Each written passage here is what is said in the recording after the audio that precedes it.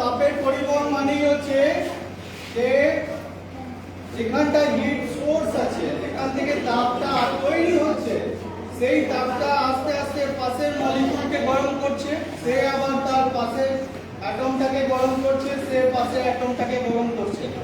এইভাবে এখানে তাপটা আস্তে আস্তে গ্র্যাজুয়ালি ছড়িয়ে পড়ছে।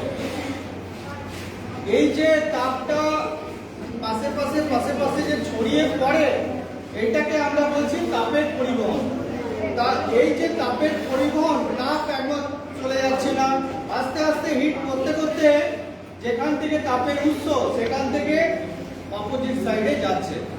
তাই এই যে তাপের পরিবহন করার জন্য দেখো আমি একটা ছোট একটা মডেল বানিয়েছি, সেখানে আমি কতগুলো পিন লাগিয়েছি, তাই না? কতগুলো পিন লাগিয়েছি দেখো, প্রত্যেকটা পিনই লেগে গেছে, ছাড়েনি। এখন এইটাকে আমরা দেখো হিট করছি। হিট করলে তুমি কি ঘটনা দেখছো দেখো, ফার্স্ট একটা পড়ে গেছে, তার মানে ওখানে তাপটা দেখো, সেকেন্ডটা কি হচ্ছে, সেকেন্ডটা দেখো প্রায় পড়ে গেল, তাহলে তাপটা আসছে, কিন্তু পরের তিনটে কিন্তু এখনো দেখো পরেরটা পড়ছে, থার্ড নম্বরটা পড়ে গেছে, তাহলে তাপ ওই দিক থেকে এদিকে আসছে। 4 ও 5 এখনো একই রকমই আছে, আমি একই জায়গায় তাপ দিচ্ছি।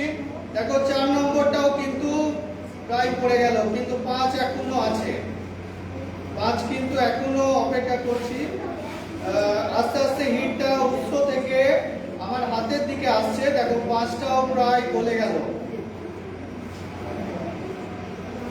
গেছে। তাহলে আমরা কি দেখছি, এখানে যে হিটটা আমরা দিয়েছি উৎস, সেই উৎস থেকে ধীরে ধীরে ধীরে ধীরে তাপটা এদিকে আসছে।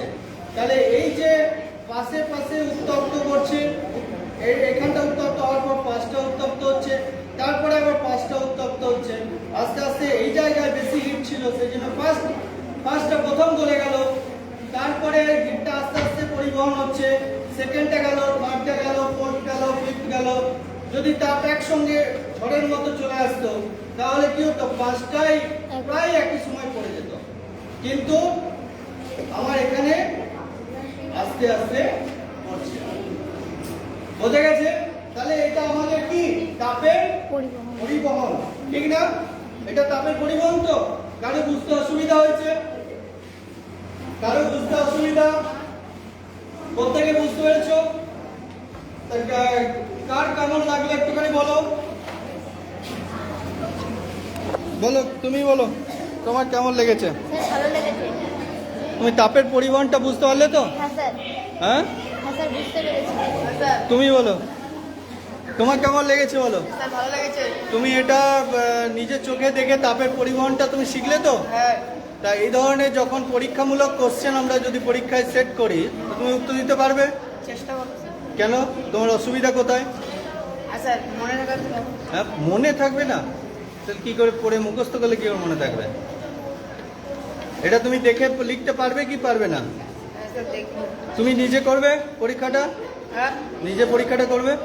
স্যার। হ্যাঁ। না।